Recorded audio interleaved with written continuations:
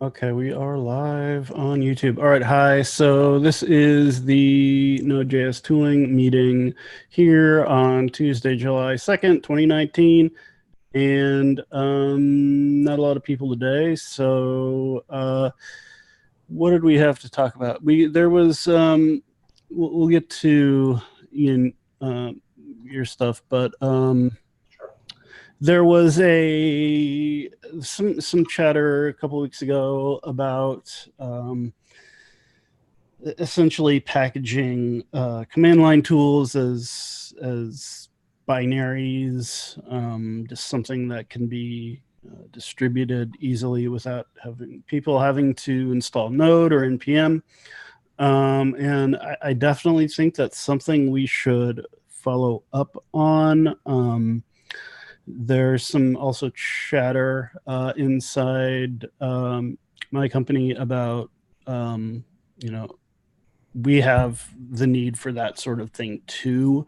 And so, maybe we can try to get some resources together. I mean, no promises or anything, but I know it's on people's minds, not just, a mod or whatever, but it's something that I think quite a few people are if they don't know they need it, like once they have it, they'll say, "Oh, how did I live without this?" So, um, I think that's something we should definitely keep tabs on and see if we can maybe move that conversation forward.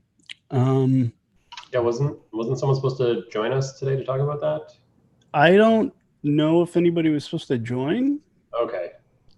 but Ahmad from NPM did comment on the issue because he was the one that brought it up originally, and Right. um, he talked about like what his deal was with it, like why he wanted it. We should try and get him to a meeting maybe. Yeah, I've invited him, but he made it, I think, sound like he was very, very busy. So I can ask again, but at least in my company where what are we trying to do? It's something about um,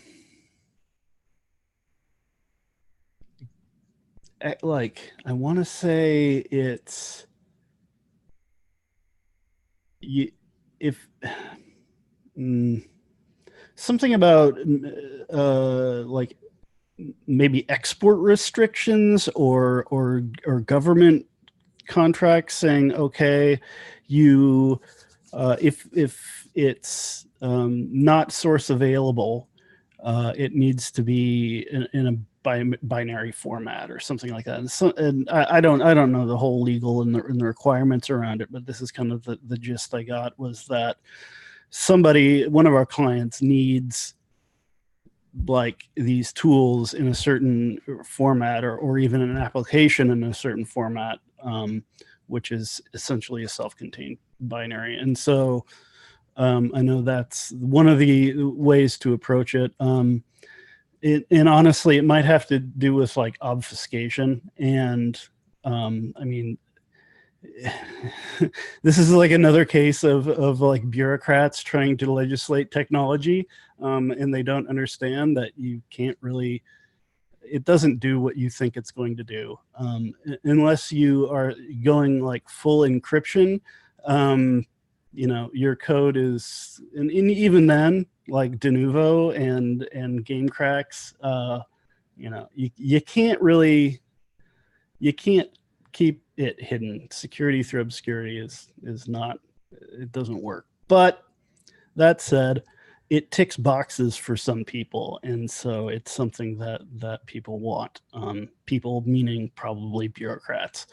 Um, Anyhow, that's like another use case for it, but still, it's a means to an end. It's all the same result, self executable binaries, and so that would be cool. But I don't know. There was some talk about like how we could what needs to happen maybe to by Sam, what needs to happen to make that work. But anyhow, so the other thing then was the shutil or rimraf or whatnot.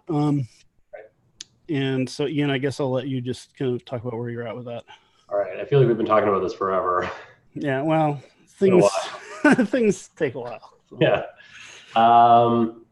Yeah. So I mean, I put up the PR, I think, just before our previous meeting. There was definitely a lot of feedback about the shutil library. Seems to be at least one of the major consensuses there is that people want to see this in the FS module, which I'm not opposed to. So now the question is kind of how do we get it into the FS module? So there was also the idea of like vendoring rimraf as opposed to forking it and keeping the code in Node itself was also floated. So I actually was trying that on the weekend. The problem is if we vendor rimraf has a dependency on glob, which has a dependency on FS real path, and inflight, which has a dependency on once, and wrappy and inherits and minimatch and brace expansion, et cetera, et cetera, et cetera. Exactly. And so you would have to essentially just like take the tree. I mean, it sounds worse than it is, right? You tarball it and throw it in, or not tarball it, but I mean, you just copy all the files, right?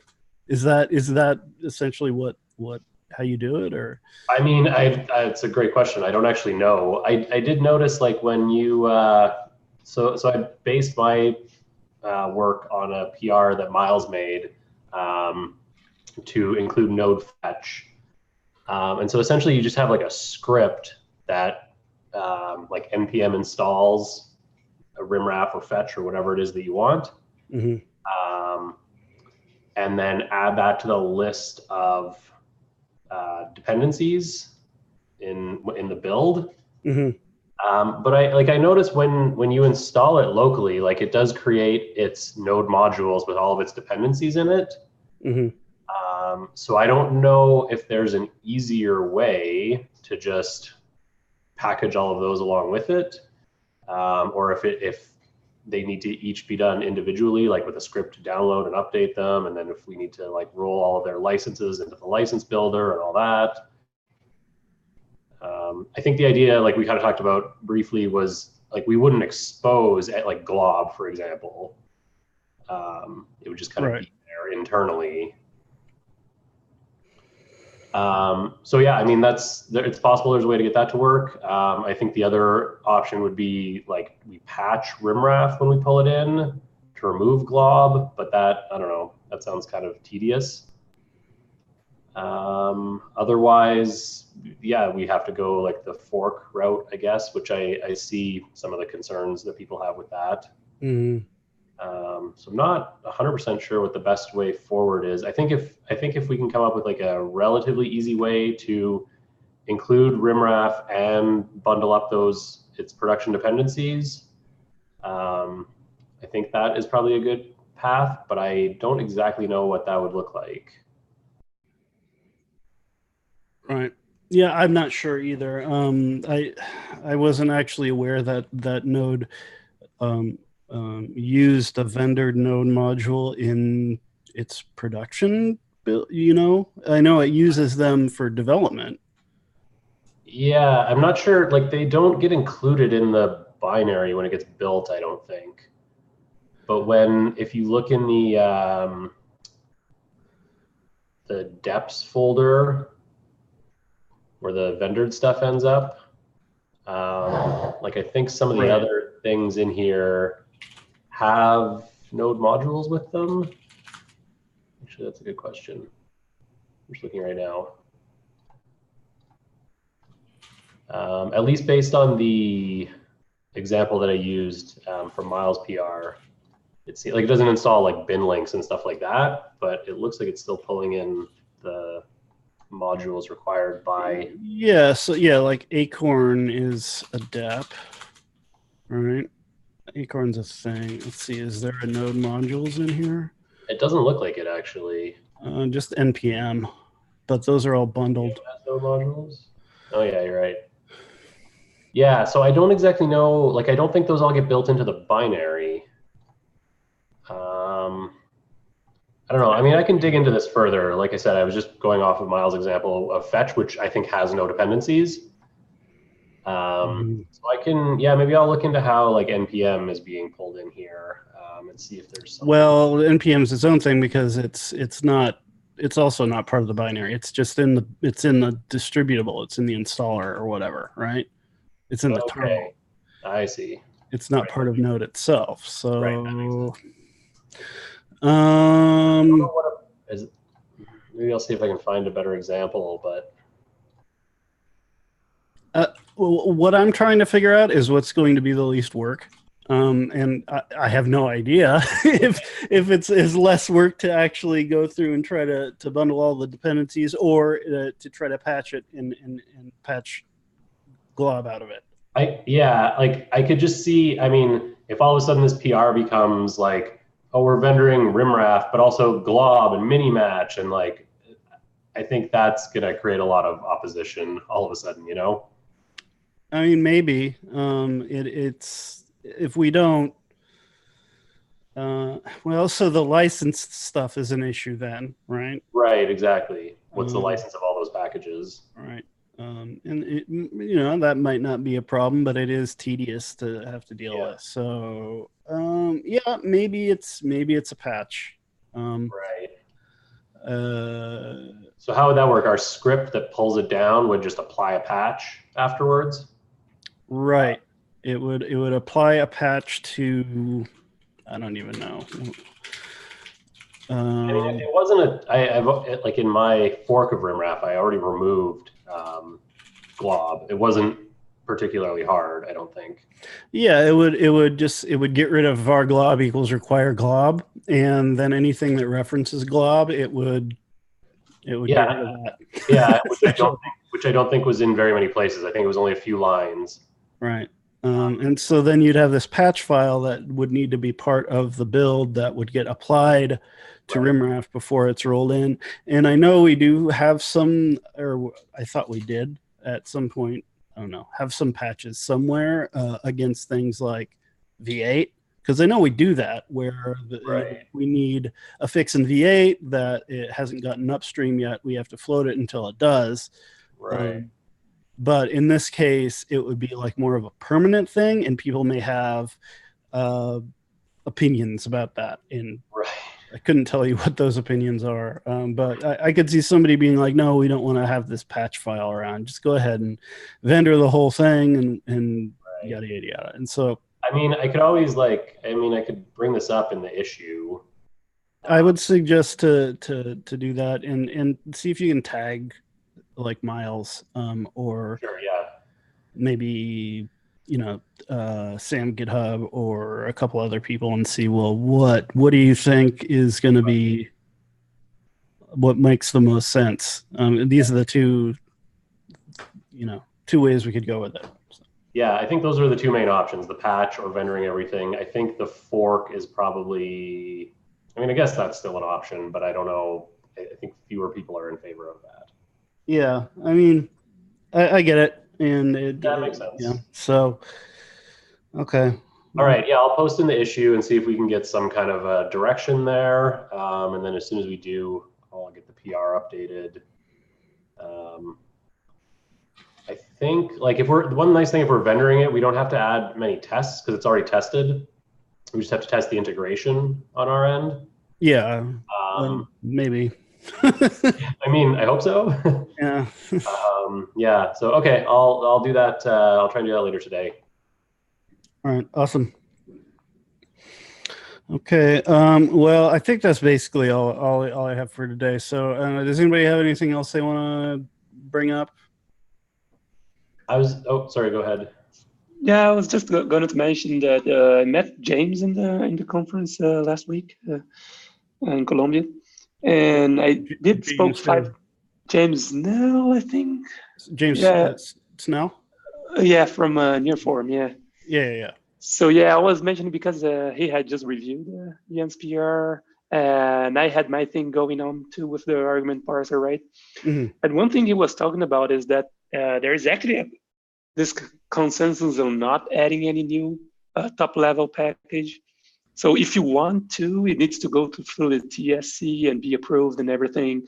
So he was just saying that it's easier to just open those against anything. Like for the argument parser, he was suggesting maybe just do it on util and like have it live in there for the as an experiment, and like if it stabilizes, it might eventually get its own top level package. But like for just opening the PR, just making our lives a little bit easier, it's better to just find somewhere. Might just be util at the end. Yeah. Yeah. Good advice then. Okay. Yeah. Kind of an unfortunate answer because just cramming everything into util doesn't seem ideal, but yeah, yes.